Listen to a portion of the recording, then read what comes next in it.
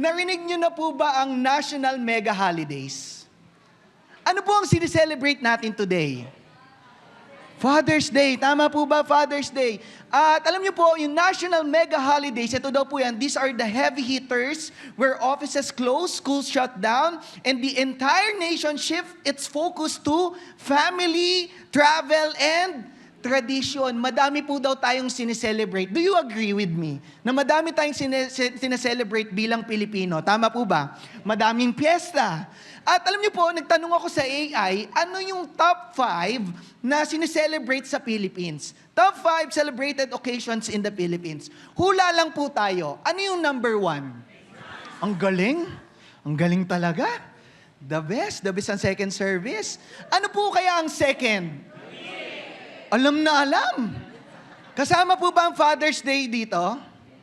Ay, samahan niyo na. Ano po kaya ang pangatlo? Ano po, birthday? Hindi po siya national holiday yung birthday, ha? Ano po yung sumunod? Ang gulo. Ano? All Souls Day. Ano pa daw? Independence Day. Ano pa daw? Come on. Ano po? Holy Week. Ang pangatlo. Puro about sa, alam niyo po yun, sineselebrate kay Lord. Tama po ba? Ano kaya yung pang-apat? Gabi, yung mga nanay, sa tatay muna. Mother's Day ulit. Ano po ang pang-apat? Father's Day. Ay, hindi, malabo. Malabo daw eh.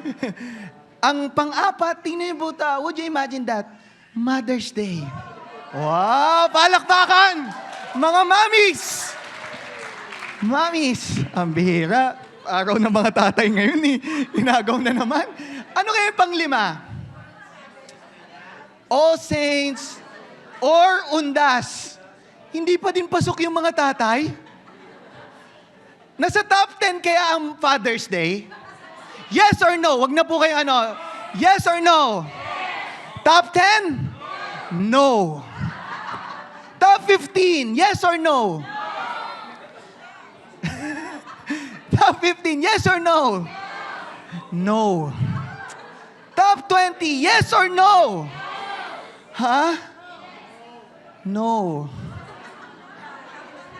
Nasa 60. Huwag naman, si Sir Apple. Huwag naman 60. Top 30. Siya po ay number 25. Nagpalakpakan kayo? Yung Mother's Day, top 4, top 25 yung tatay, masaya kayo? Sabi nila kanina, sabi po nila kanina, nung per service, masaya daw ang mga tatay kapag sincelebrate yung Mother's Day. Tama ba mga daddies? Kasi mapayapa ang buhay. Ba't kayo nagtatawanan? Sabi ko lang mapayapa eh. Mapayapa buhay. At ito ang katotohanan, Father's Day, while slightly quieter than Mother's Day, sino po magse-celebrate later? Kung kasama niyo po yung tatay niyo, nandyan sila, blessing sila, mag-celebrate po tayo. Tutuloy ko lang po, para naman masaya tayo. Nung Mother's Day, ang title ko nung Mother's Day, kung naaalala niyo pa, ano po yung tinuro ko nung Mother's Day? Pagmama, ngayon, pag-uusapan natin ay pagpapa, halaga. Sa tatay naman tayo. Babawi naman tayo sa mga daddies. At alam niyo po, ako po, sa buhay ko, dahil ako po ay pinanganak na sa isang Christian family, lagi ako nakakasama sa child dedication. Sinasama ako ng magulang ko. At alam niyo po, lagi pinag-uusapan sa child dedication ang role ng isang tatay at isang nanay. Tama po ba? Kung na-experience nyo na. At ito daw po ang role ng isang tatay. Ang role ng isang tatay ay una, to protect. Hindi lang to protect, to provide. At meron daw pangatlo, sila ang pastor natin sa bahay. Mga daddies, kayo ang pastor namin. At hindi lang daw yan, ito ang pinakamahalaga sa lahat. You need to be... Tama po ba? Bakit ko sinasabi to? Dadaan lang po ako sa seryosong usapan. Madaming tatay na hindi faithful. Tama po ba? Kaya mga mommies, Kapag faithful ang asawa mo, appreciate them. Tama ba? Tuwan-tuwa yung mga tatay. Yes, Pastor. Mamaya ka sa akin, Pastor. Yes. Bira. You need to be present always. Alam niyo po, tingnan niyo po, may study pala na ganito. Isa sa 3 bata, pag wala ang biological father, 90%, tingnan niyo po yung percentage ay homeless. Magiging homeless o aalis ng bahay, 90%. 85% ang youth daw ay mapupunta sa kulungan. Makukulong dahil walang tatay. At ito pa daw, 71% of high school dropouts. Mga ayaw na mag-school. At hindi lang daw yan, tingnan nyo po yung percentage 100%, nilagpasan pa. Ginawang 120%. 120% at greater risk to become a subject of child abuse. Na kapag wala silang biological father, wala silang father figure, pag nagkaroon daw sila ng anak, mananakit. Tingnan niyo po, ito po ang tanong ko sa inyo, importante ba ang tatay?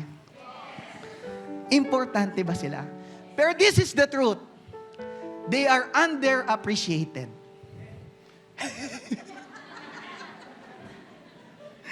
Okay na, pwede na yung preaching ko na yun, nag-amen na.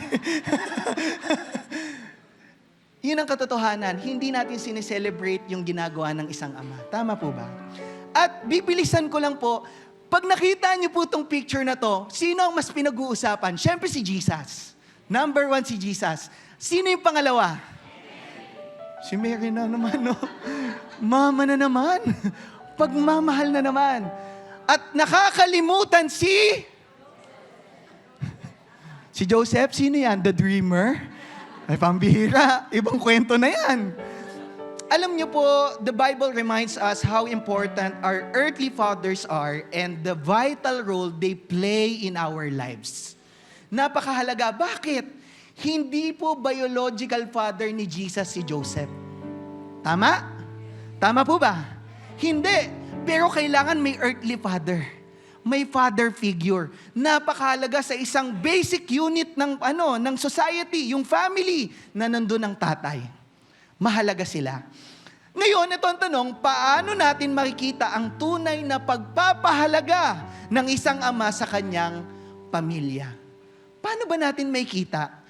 Alam niyo po, ito yan, ang pagpapahalaga ng ama ay nakikita sa kanyang... Tanong ko po ba, nagsasakripisyo din ba ang tatay? Pero ito ang katotohanan, mas madali nating maintindihan sa nanay. Tama po ba? Kasi bakit? Sa pagbubuntis pa lang, sakripisyo kagad. Pero nagsasakripisyo din pala ang mga tatay. Tingnan niyo po ito. Pupunta lang muna kay Joseph. Ito po ang story ni Joseph. Nalaman niyang si Mary ay pregnant, buntis. At hindi siya ang... At alam niyo sa tatay, ito ang pinakamasakit na mararamdaman nila. Tama ba mga tatay? Na makikita mo may anak, hindi ikaw yung tatay. At sabi dito, then Joseph, her husband, being a just man, faithful. Kapatid, kapag faithful, ikip mo yan, yung asawa mo na yan. Faithful. At sabi doon, and not wanting to make her a public example until now. It's a disgrace. Nakakahiya. Nakakahiya yung issue na yon. Was minded to put her away. Ano daw po? Napakabait naman ni Joseph. At ito ang naintindihan ko, tingnan niyo po ito, he sacrificed his reputation. Bakit? Nakakahiya reputation. Isipin mo yun, pero tatanggapin niya yun. Hindi lang reputation, his personal plans. Bakit? Ang gusto lang niya, ordinary family, ordinaryong wedding, ordinaryo lang lahat. Gusto niya okay lang. At hindi lang yung sinacrifice niya, his convenience. Hindi convenient to, madaming nangyayari. At alam niyo po, gusto ko lang ito i-connect sa isang tatay. Alam niyo po, a father who values his family sacrifices personal comfort. Tama po ba mga tatay? Gagawin mo ang lahat para sa iyong pamilya. Ibibigay mo lahat. Alam mo, kahit hindi komportable yung ginagawa mo. Alam niyo po yung blue-collar job? Have you heard that? Blue-collar job. Sa blue-collar job, sino po ang madalas? Lalaki, babae? 80% lalaki. At yun po yung construction workers, ito daw po yung mga, alam niyo po yung mga grab driver. Alam niyo po, i-appreciate po natin sila. Bakit? Tingnan niyo ang sobrang init. Tama po ba? Sobrang init. Ako nga nasa aircon, pinagpapawisan po kayo. Pero sila, nasa initan, minsan hindi na-appreciate. Sila din ay may pamilya. At alam niyo po, yung personal comfort, yung financial freedom, gusto nila yung future nila secured, at hindi lang yan, personal ambitions. May pangarap din ng isang tatay. Mga daddy, sino gusto dito ng Porsche? Oh, tinan nyo, nangiti yung mga tatay. Mustang. Wow. Ano pa bang magandang i-ano? Hindi, ano pa ba? Ano pa ba gusto ng mga tatay? Huwag naman puro sasakyan po, mukha na tayo ano. Iba naman, ano pa ba gusto ng tatay? Sabihin nyo nga mga daddies, ano yung gusto nyo? Bike. Yan, mga gusto. BMW. Sino may gusto doon, mga daddies? Taas ang kamay. Ang bihira, di ba? BMW. Yan yung mga gusto ng mga daddies. Pero kung may pambili ka ng BMW, mga daddies, pakinggan nyo po ako, church. Ano unahin mo? BMW o tuition ng anak mo? Ang dali sumagot, di ba? Hindi mo unahin yung sarili mo, unahin mo pamilya mo. Alam niyo po, fathers may never literally die. Hindi man but for their family, but they continually lay down their personal desires for those they love. Ito ang Tagalog nito. Ang mga tatay ganito, patay kung patay. Ibibigay lahat, patay kung patay. Tama ba? Patay kung patay. Kapag kinanti mo anak ko, nandito ako. Tama po ba?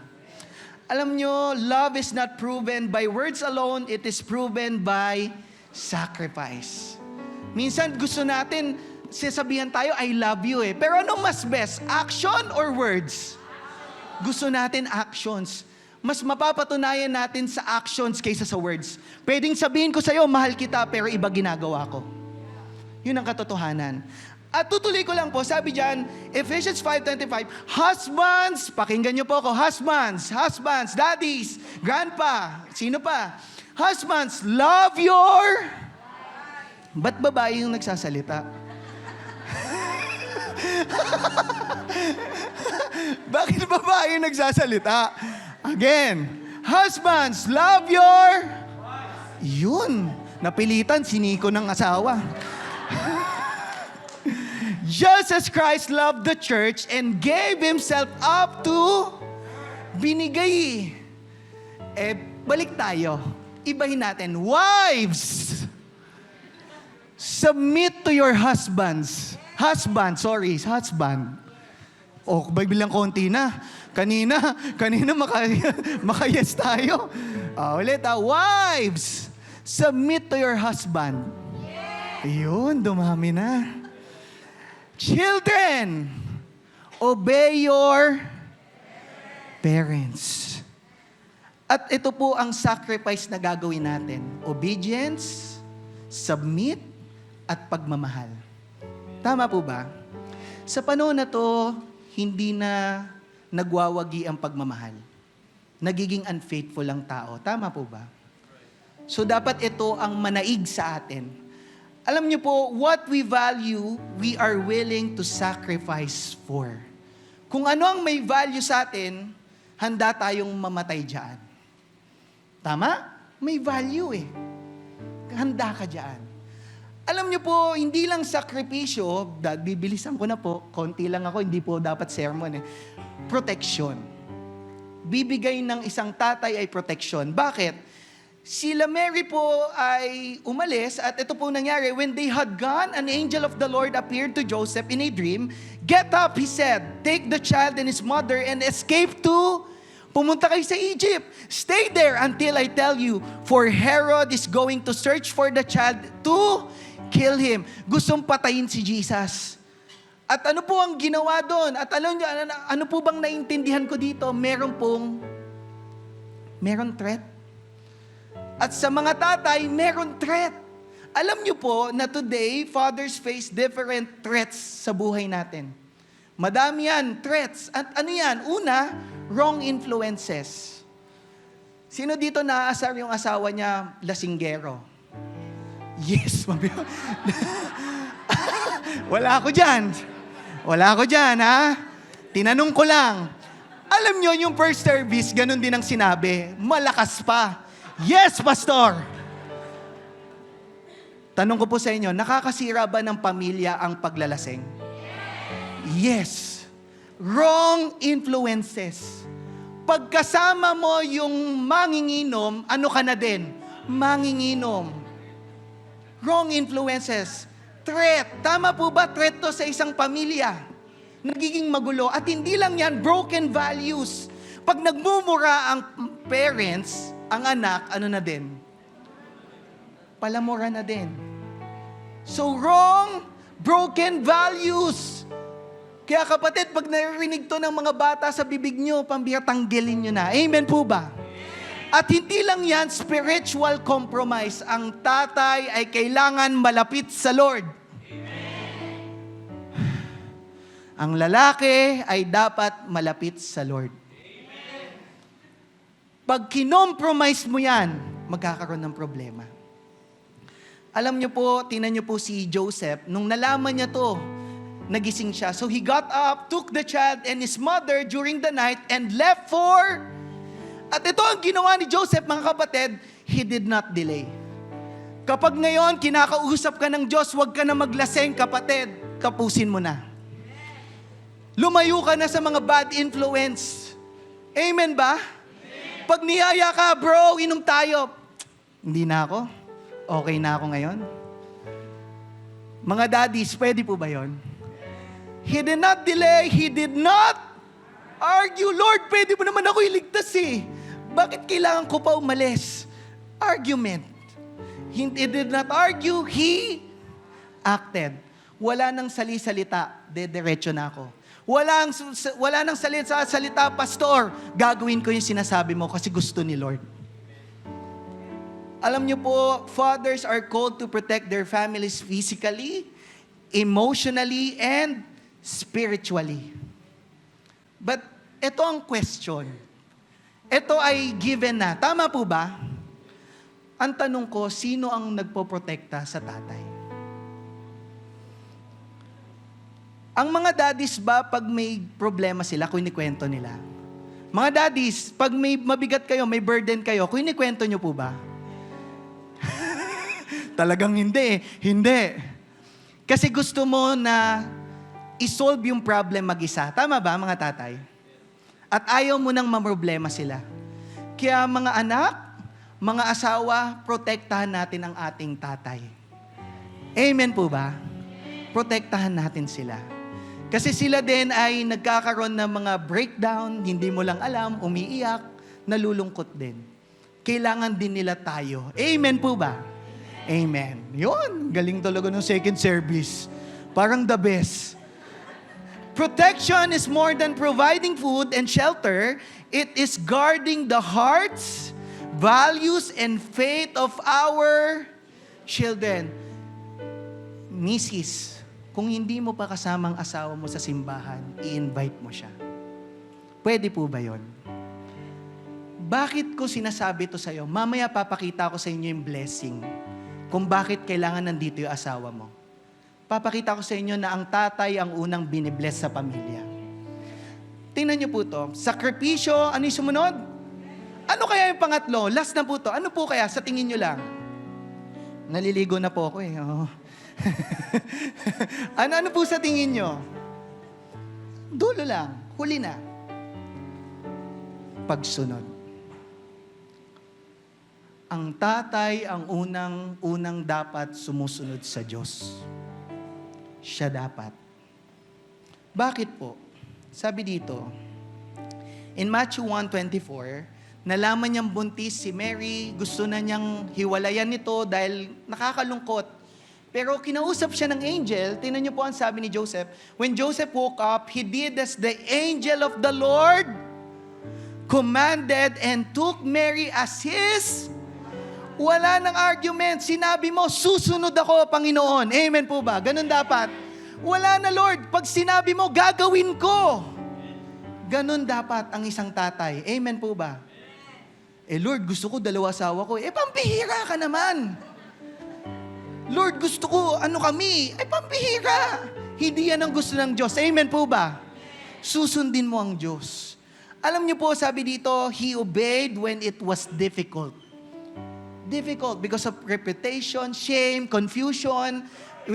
Difficult when it was inconvenient, when he didn't understand everything. So kung ano ang sitwasyon mo, ano yung circumstance sa buhay mo, kailangan mo lang sumunod. That's it. Pansit. Mas madaling sabihin, susunod lang sa Diyos. Wala na kailangan sabihin pa. Alam niyo po, the Bible reminds us that a father's greatest value is found not only in what he gives, but in how he, napakaganda nito. May kwento lang po ako, meron daw isang tatay na pag matutulog siya, maglalagay siya ng libro sa mukha niya. At ang mga anak niya, every time na makikita siyang natutulog, nakikita yung libro sa mukha niya. At alam niyo po anong nangyari dun sa mga bata? Nagbasa ng libro. Kasi akala nila, yung tatay nila, nagbabasa ng libro at nakakatulog. Pero ang katotohanan, natutulog lang siya, nilalagyan lang niya ng libro. Anong meaning nito, Pastor? Alam niyo po, children often learn more what they see than from what they hear. Kahit ano sabihin mo sa bata, huwag kang gagawa nito, huwag kang gagawa niyan, hindi nila susundin. Ang susundin nila, yung nakikita nila sa magulang nila.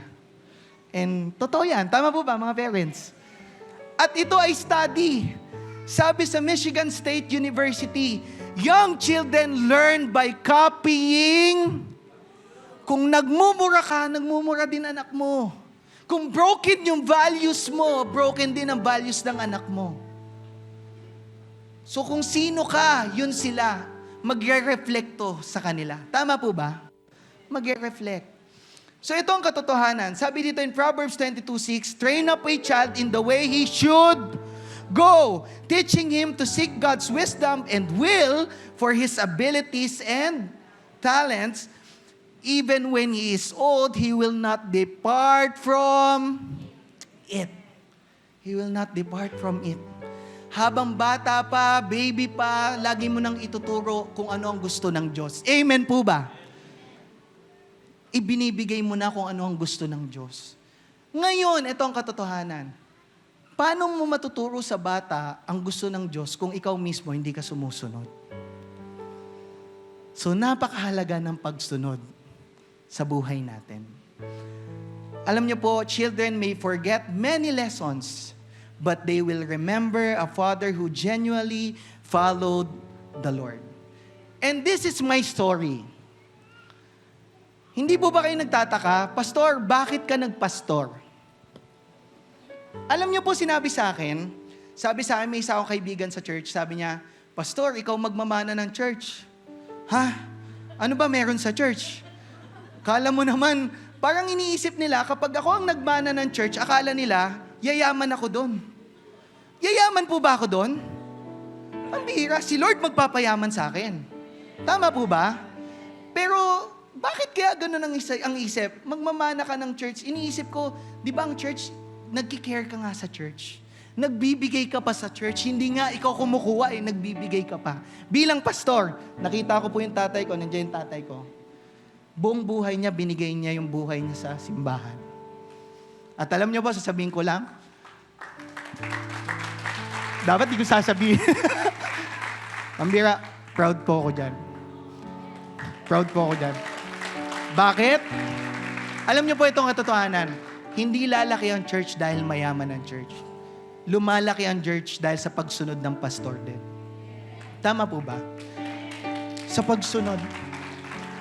Alam niyo, napakahalaga ng integrity. Tama po ba? Hindi ako susunod kung hindi ko din nakita sa Kanya. Alam ko, wala ako ngayon, pero si Lord kaya niya akong i-bless. Yun yung paniniwala ko. At siya, bless din siya ni Lord. Ako din, i-bless din ako ni Lord. At hindi yun para isipin niyo po na, magmamana ng church, hindi ko po yan iniisip. Wala po sa akin yan. Pero gusto ko lang sabihin yon, i-appreciate natin. Bakit? Mahirap din po yan, ang pagpapastor. Parang tatay din. Tama po ba? Inaalagaan. So, ina-appreciate ko lang. A father who genuinely followed the Lord. At alam niyo, nagtataka nga yung ibang pastor bakit ka nagpastor? Bakit mo sinundan yung tatay mo? Hindi, sumunod lang ako kay Lord Ano sasabihin ko kay Lord? Yes. Ganun lang. Bakit? Hindi pinabayaan naman ni Lord ang tatay ko Di ako din. Ganun lang. Ganun lang kadali.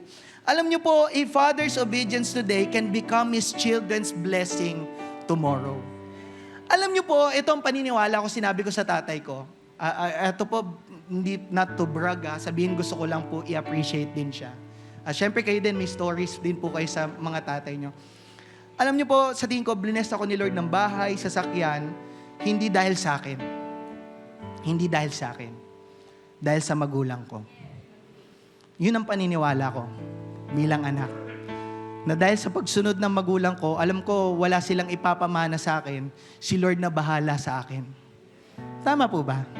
Kaya binigyan ako ni Lord ng bahay, binigyan ako ng sasakyan, hindi dahil sa dahil sa pagsunod ng parents.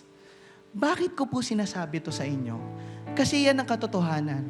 The God of Abraham, Isaac, and bakit blines si Isaac at si Jacob? Dahil kay? Tama po ba? Mga daddies, ito ang katotohanan. Sa pagsunod nyo sa Diyos, may blessing sa iyong anak. May favor sa iyong anak. Kaya kailangan mong sumunod sa Diyos. Hindi para, sige, tatrabaho, kapatid, yung trabaho, galing yan kay Lord. Hindi, may mayaman ako, yung kayamanan, galing yan kay Lord.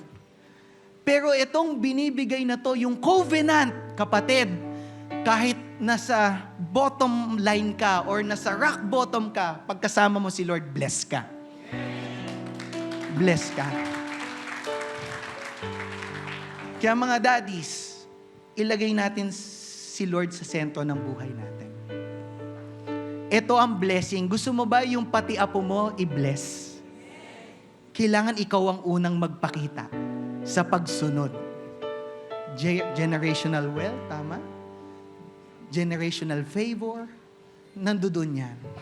Alam niyo po, ito yung unconditional covenant na binigay ni Lord kay Abraham dahil sa pagsunod niya at pati si Isaac at si Jacob blines. And dito ako mag-ending, kapatid. When a father follows God, he gives his family a direction worth following. At ito ang sasabihin ko po sa inyo. Pag ang tatay na ang nagli-lead, ang tatay na ang lumalapit lalo kay Lord, may blessing na darating. May blessing na darating sa pamilya. May darating na blessing. At alam niyo po, may papakita po ako sa inyong video. Ipapaready ko lang. Makikita natin dito na dalawang bagay. Mga tatay na nawala na at tatay na nandyan pa. At sana ito ma-appreciate natin sa araw na ito. Na habang buhay ang magulang, habang buhay ang tatay, i-appreciate na natin. Amen po ba? Habang nandyan sila, mahalin na natin. Habang nandyan sila, protektahan na natin sila. Kasi hindi mo mapapalitan yan. Iisa lang yan. Tama po ba? Iisa lang yan. So let's watch this video po. Ito pong interview na to.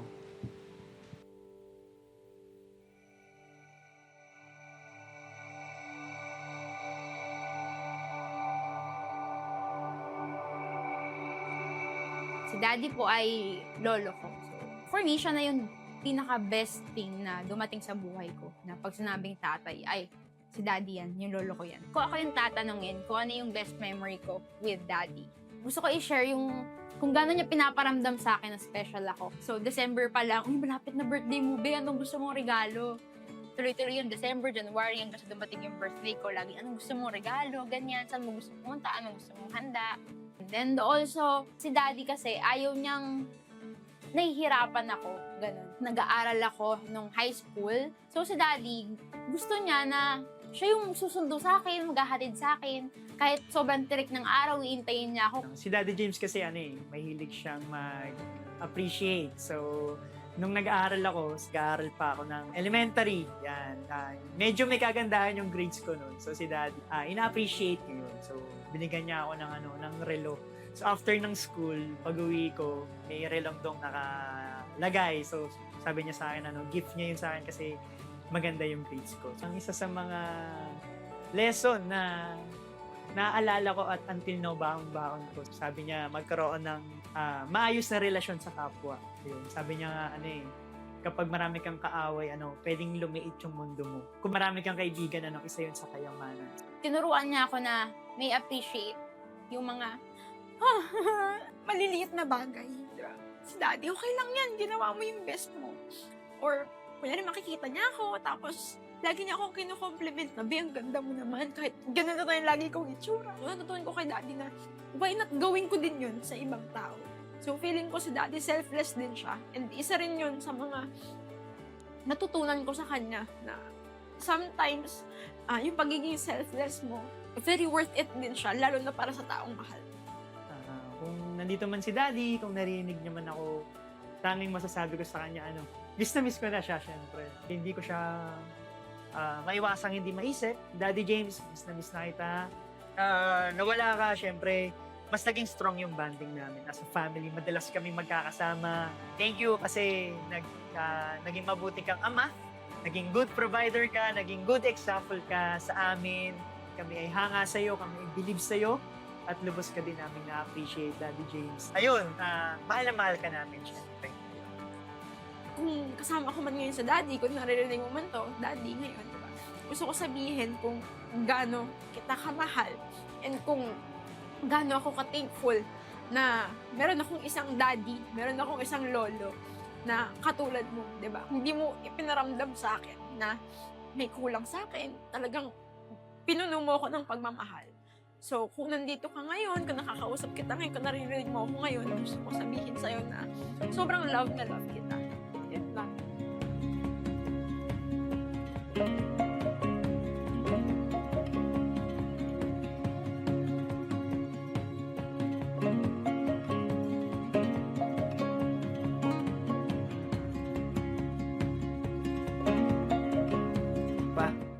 Saan ka proud sa akin bilang anak?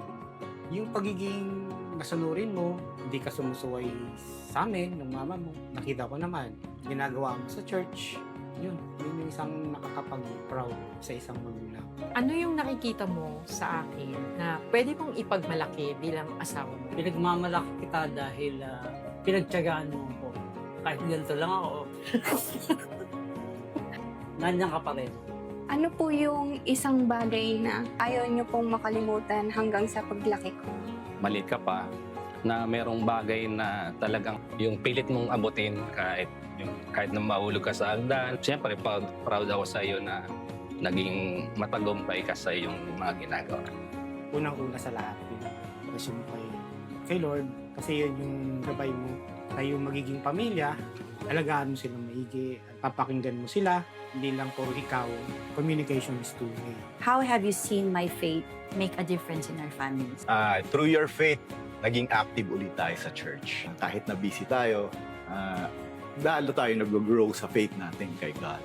Kaya thank you for your faith, thank you for God. your life. Paano mo naman nakikita ang kumikilos si Lord sa buhay ko?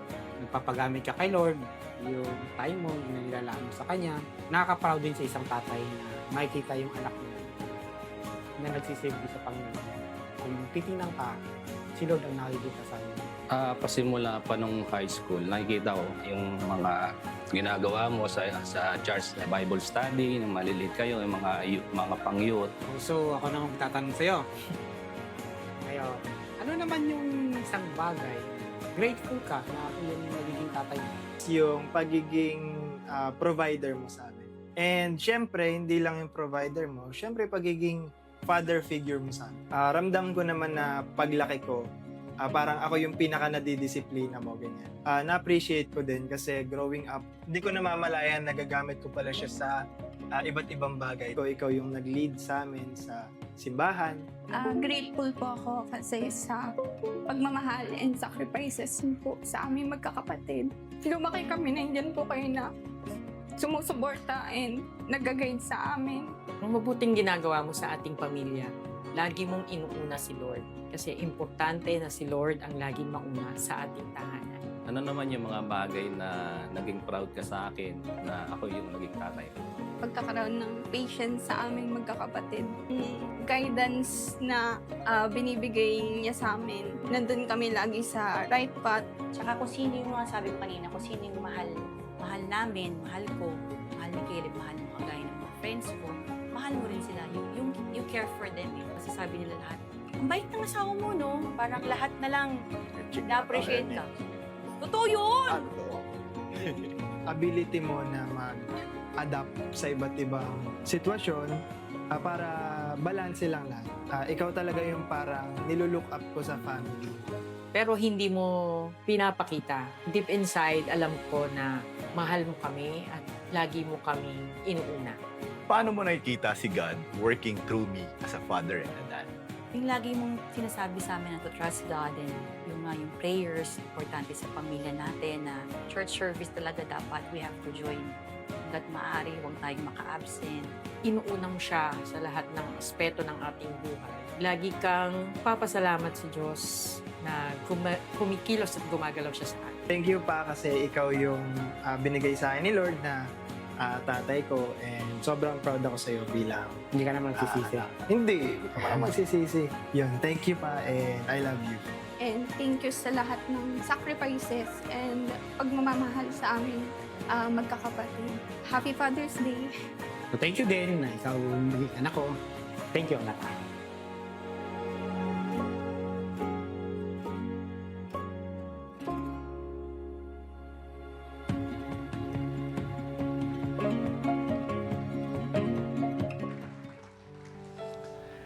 Alam niyo po, hindi ko kasi pinanood yung video na to kahapon. Pero alam ko, na-realize ko tuloy yung ginawa kong preaching, pati kung ano yung storya ng bawat tatay ay nagtutugma. Tama po ba? Sa lahat ng sakripisyo nila, protection nila sa atin.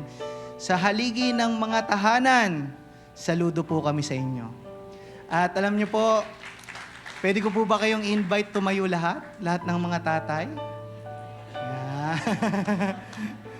Kala naman nanay ulit eh. Tatay naman. At meron po kaming small gift. Meron po kaming small token. Siyempre, gusto po namin kayong bigyan. Hindi po yan tsaa. Yan po ay para maging active po kayo sa sports. Yan, magagamit nyo po yan.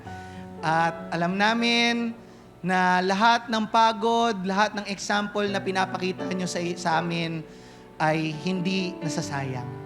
Maraming salamat po. And today, alam nyo po, ito ang pinakagusto ko.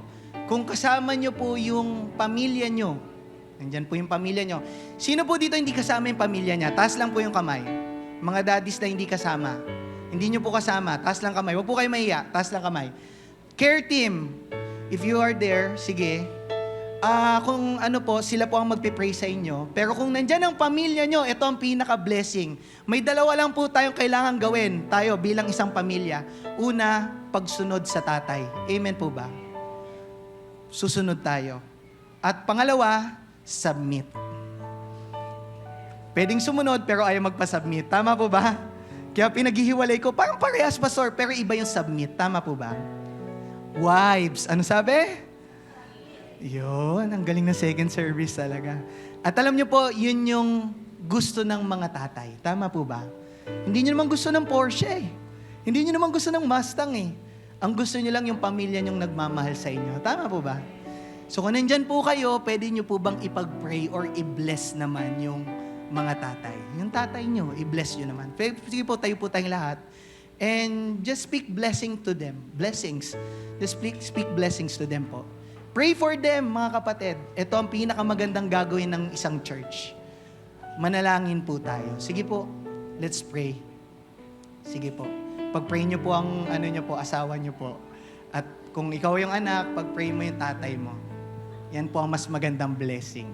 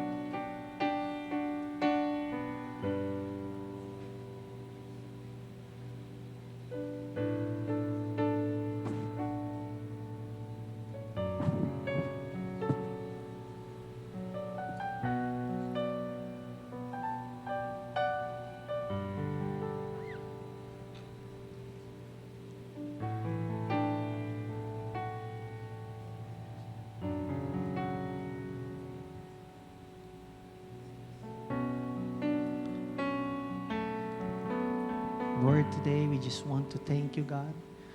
And we just want to greet you, Lord. Happy Father's Day, God.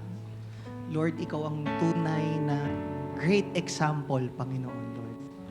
Lord, binigay mo ang kaisa-isang anak para lang iligtas kami. Yan ang tunay na tatay, Lord.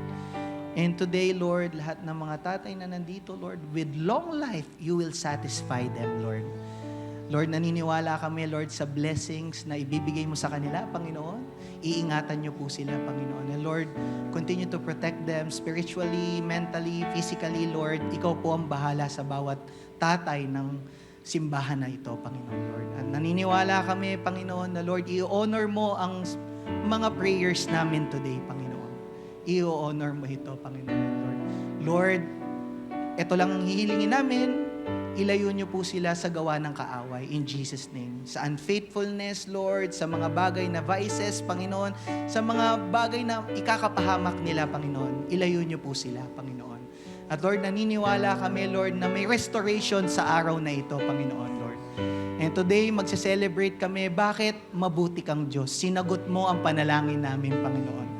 Lord, ito ang gusto namin, Panginoon, katulad kay Abraham, Isaac, at Jacob, Lord. Gusto namin, Lord, ng generational wealth, generational favor, Panginoon. Yun ang gusto namin hanggang sa apo nila, Panginoon, Lord, ibe-bless mo, Panginoon. Dahil sa pagsunod nila sa iyo, Panginoon. Yun ang gusto namin, Lord.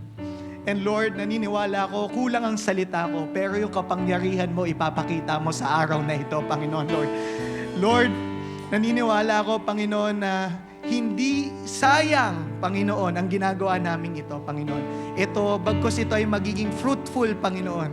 Magiging fruitful ito, Panginoon. At Lord, lalabas kami sa simbahan na to, punong-puno ng pagpapala, Panginoon. Lalabas kami sa simbahan na to, na ayos na ang pamilya, Panginoon. Lalabas kami sa simbahan na to, Panginoon, na Lord, yung presensya mo ang kasama namin, Lord. Kaya Lord, sa lahat ng pangangailangan, provision, kagalingan, Panginoon, ikaw ang magpo-provide sa oras na ito, Panginoon. Ikaw ang bahala sa amin, Panginoon. Kami lang ay susunod sa iyo, Panginoon. Lord, hindi na kami mag-iisip, hindi kami makikipag-argue, Panginoon. Ang gagawin lang namin, Panginoon, susunod lang kami, Panginoon. Yan ang gusto namin. Kaya sa oras na to, Panginoon, parangalan ka sa buhay namin, Lord. All the honor, all the glory belongs to you, our God. In the mighty name of our Lord Jesus Christ, everybody shout, Amen, Amen. God bless you po and Happy Father's Day!